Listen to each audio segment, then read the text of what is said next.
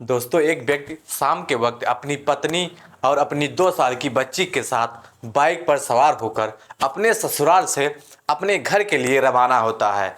लेकिन जैसे ही एक सुनसान जगह पर पहुंचता है तो कुछ लोग उसका रास्ता रोक लेते हैं। वे लोग व्यक्ति के ऊपर हमला करते बल्कि उसकी जो पत्नी होती है उसको जबरदस्ती उठाकर जंगल के तरफ लेकर चले जाते हैं। लेकिन उसके बाद कुछ ऐसा होता है जिसे जानकर आपके भी पैरों तले जमी खिसक जाएगी। तो दोस्तों, गुड मॉर्निंग, नमस्कार, सत श्री अकाल। एक बार फिर से आप तमाम लोगों का स्वागत है स्टोरी बाई क्राइम 100 की इस एपिसोड में। उम्मीद है कि पूरी फैमिली अच्छी होगी, अपना और अपनों का ख्याल रख रही होगी। दोस्तों, आज की जो सच्ची घटना मैं आपको सुनाने जा रहा हूँ, यह सच्ची घटना उत्तर प्रदेश का एक जिला पड़ता है कानपुर, और इसी कानपुर का एक थाना पड़ता है सिवली। सिवली थाने के अंतर्गत एक गांव आता है केसरी निवाद। बात कर रहा हूं मैं 5 सितंबर 2023 के रात के 8 बजे के आसपास। दरअसल इसी केसरी निवास से एक व्यक्ति पुलिस को फोन करता है और रोते हुए बिलखते हुए पुलिस वालों से कहता है कि साहब, मेरा नाम रवि पाल है, जिसकी उम्र लगभग 34 साल के आसपास होती है। रवि पाल पुलिस वालों से कहता है कि साहब, कुछ लोगों ने मेरी पत्नी का अपहरण कर लिया है और मैं 5 सितंबर 2023 के रात के करीब 8 बजे के आसपास दरअसल इसी केसरी निवास से एक व्यक्ति पुलिस को फोन करता है और रोते हुए बिलखते हुए पुलिस वालों से कहता है कि साहब, मेरा नाम रवि पाल है, जिसकी उम्र लगभग 34 साल के आसपास होती है। रवि पाल पुलिस वालों से कहता है कि साहब, कुछ लोगों ने मेरी पत्नी का अपहरण कर लिया है और उसे लेकर जंगल में चले गए हैं। आप प्लीज कैसे भी करके मेरी पत्नी को बचा लीजिए। रवि जैसे ही इस तरह की बातें पुलिस वालों से कहता है, पुलिस आनन फानन में अपने टीम के साथ घटना स्थल पर पहुंचती है। लेकिन पुलिस जब घटना स्थल पर पहुंचती है तो देखती है वहां पर पहले से ही काफी लोगों की भीड़ है। इधर रवि जब अपने सामने पुलिस वालों को देखता है, उनके सामने जाता है और पुलिस वाले से कहता है कि साहब, मेरी पत्नी का नाम शीतल है, शीतल जिसकी उम्र लगभग 30 साल के आसपास है। रवि पुलिस वालों से कहता है कि साहब, मेरी पत्नी एक गांव की रहने वाली है। दरअसल शाम के वक्त जब मैं अपनी पत्नी और अपनी बच्ची के साथ अपने घर के लिए रवाना हुआ, इस गांव के नहर के किनारे जब मैं जा रहा था तो 3 लोगों ने मेरा रास्ता रोक लिया। उन लोगों ने मेरे ऊपर हमला ही नहीं किया बल्कि मेरी पत्नी को लेकर जंगल में चले गए। रवि जैसे ही इस तरह की बातें पुलिस वालों से कहता है, पुलिस अपनी टीम के साथ उस जंगल में जाती है और शीतल की हर जगह पर तलाश करने लगती है। इधर पुलिस अभी शीतल की तलाश कर ही रही थी, तभी रवि इस बात की जानकारी अपने ससुर विनोद को दे देता है। विनोद भी घटना स्थल पर पहुंच जाता है। पुलिस अपनी तमाम कोशिश कर लेती है, लेकिन इसके बावजूद भी शीतल का कहीं कुछ पता नहीं चलता है और काफी रात भी हो जाती है। काफी रात हो जाने की वजह से पुलिस अब रवि और उसके ससुर यानी कि विनोद को अपने साथ लेकर थाने में पहुंच जाती है।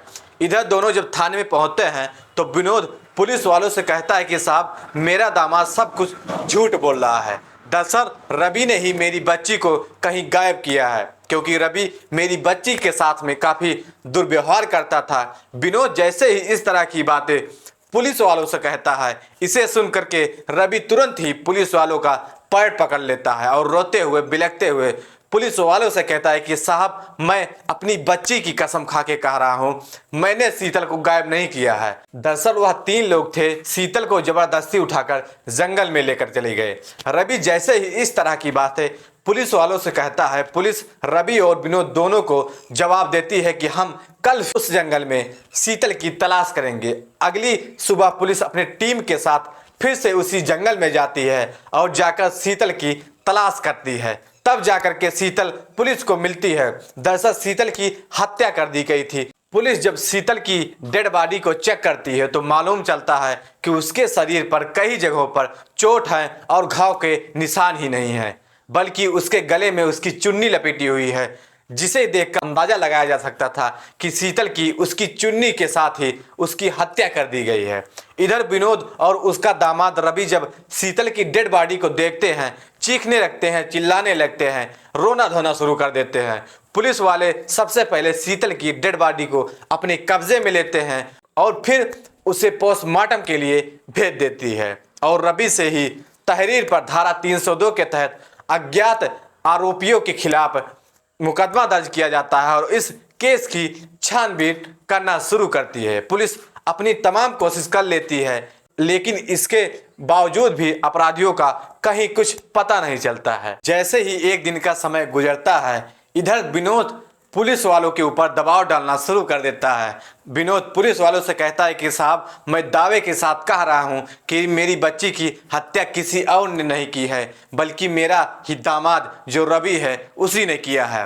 विनोद जब इतनी दावे के साथ पुलिस वालों से कहता है, पुलिस फिर से रवि से पूछताछ करती है। रवि इस बार भी पुलिस वालों को फिर से वही कहानी सुनाता है, लेकिन इस बार पुलिस अब रवि के साथ सख्ती से पेश आना शुरू कर देती है। पुलिस जैसे ही अपना शक्ति दिखाना शुरू करती है, आखिरकार मजबूर होकर रवि अपनी सच्चाई कबूल कर लेता है। रवि पुलिस वालों से कहता है कि साहब, शीतल की हत्या मैंने किया है। लेकिन रवि जब इस हत्या की पूरी कहानी बताता है, वाकई में इसे सुनने के बाद किसी को भी अपने कानों पर यकीन नहीं होता। शीतल, जिसके पिता का नाम रामपाल, मां का नाम शर्मिला देवी, रामपाल के 3 बच्चे, जिनमें से 2 बेटियां, एक बेटा बड़ी बेटी की शादी कर चुका था, दूसरा बेटा लाखन और सबसे छोटी बेटी होती थी विनोद, जो कि खेती किसानी का काम करता था। बड़ी मुश्किल से अपने बच्चों की परवरिश करता था। इधर शीतल जैसे ही जवानी के दहलीज पर कदम रखती है, विनोद अपनी बच्ची की शादी के लिए एक लड़के का तलाश करना शुरू कर देता है और आखिरकार विनोद की तलाश बहुत जल्द पूरी हो जाती है और उसे रवि मिल जाता है। रवि जो चौबेपुर थाना के अंतर्गत एक गांव का रहने वाला होता है। रवि के पिता का नाम रामपाल, मां का नाम उमापाल। रामपाल के 2 बेटे होते हैं, जिसमें बड़ा बेटा अमन और छोटा बेटा अमन, जिसकी शादी हो चुकी है।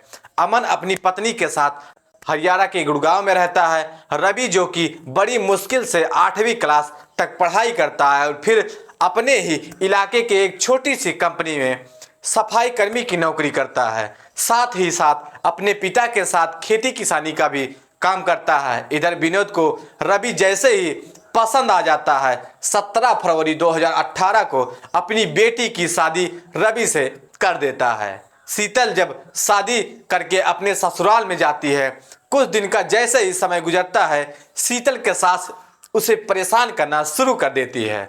दरअसल इसकी सास दहेज को लेकर परेशान करती थी, क्योंकि शीतल की जब शादी हुई थी तो उसके घर से, उसके ससुराल से कोई दहेज उसके साथ नहीं आया था। लेकिन उसकी सास जब उसे परेशान करना शुरू करती है, इस बारे में शीतल अपने पति से शिकायत करती है। लेकिन शीतल जब अपने पति से शिकायत करती है तो रवि अपनी पत्नी की बात सुनने के बजाय अपनी मां की बात सुनता है। शीतल जब अपने पति से शिकायत करती है तो रवि उसकी बुरी तरीके से पिटाई करने लगता है कि उसकी शादी गलत जगह पर हो गई है। जब उसकी सास बार बार उसके ऊपर दबाव डालना शुरू करती है कि तुम अपने मायके से जाकर दहेज लेकर आओ, इस पर शीतल अपने सास को साफ साफ जवाब देती है कि अगर मुझे पहले मालूम होता कि आप लोग दहेज की इतनी लालची हैं तो मैं यहाँ शादी ही नहीं करती।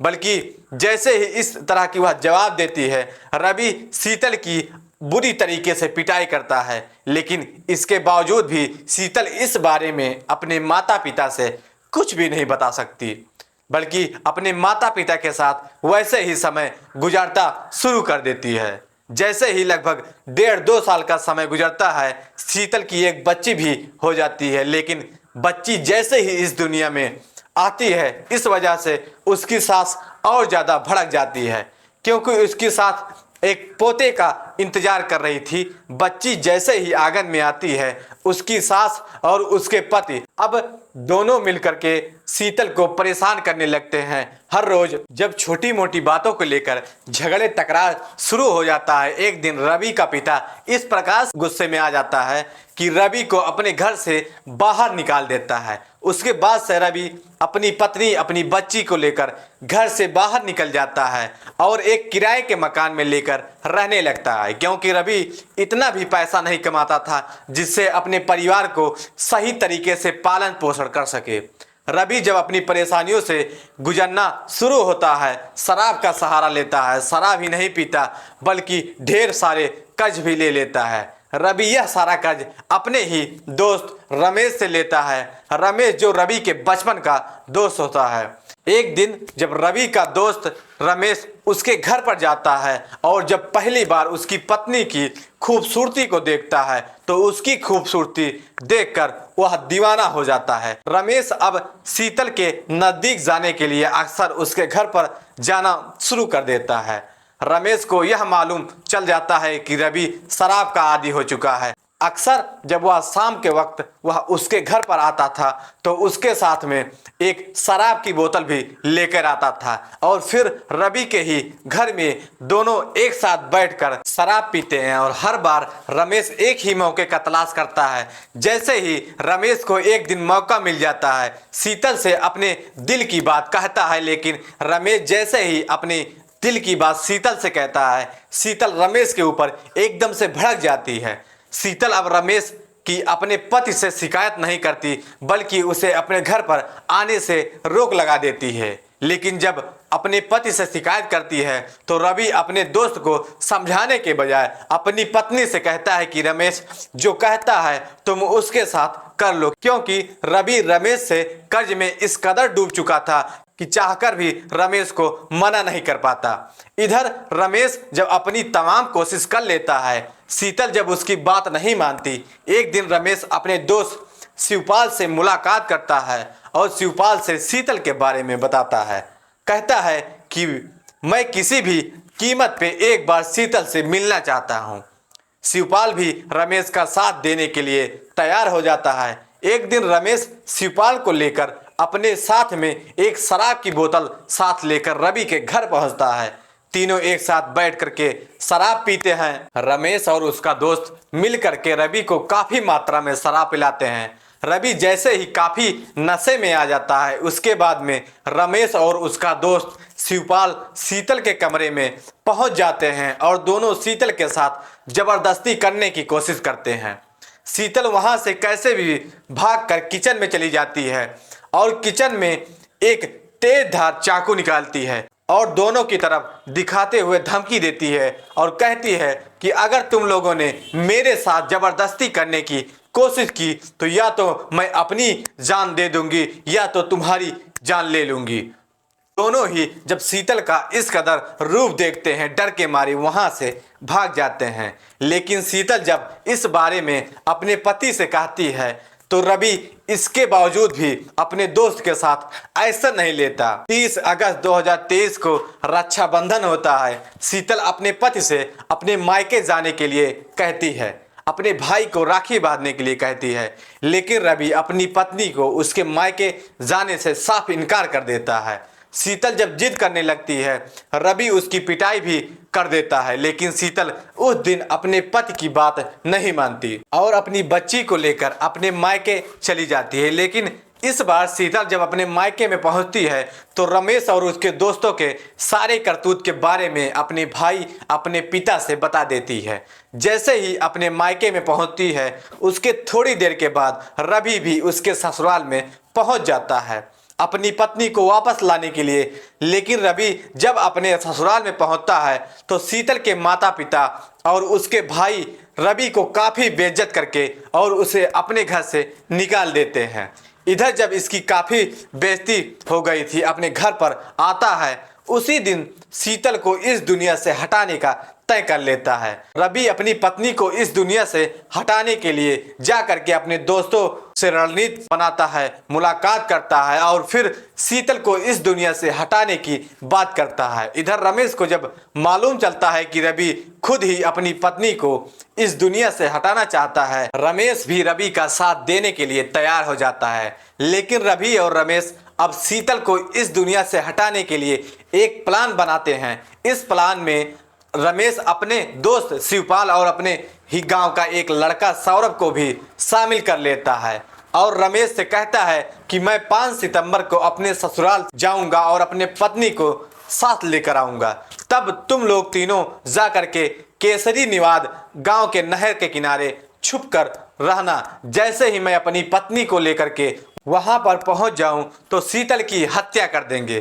5 सितंबर 2023 को इसी प्लान के तहत रवि अपने ससुराल में चला जाता है। शाम के वक्त वह ससुराल में पहुंचता है। उसके ससुराल पहुंचने से पहले ही रवि के तीनों दोस्त जाकर के नहर के किनारे छुप जाते हैं।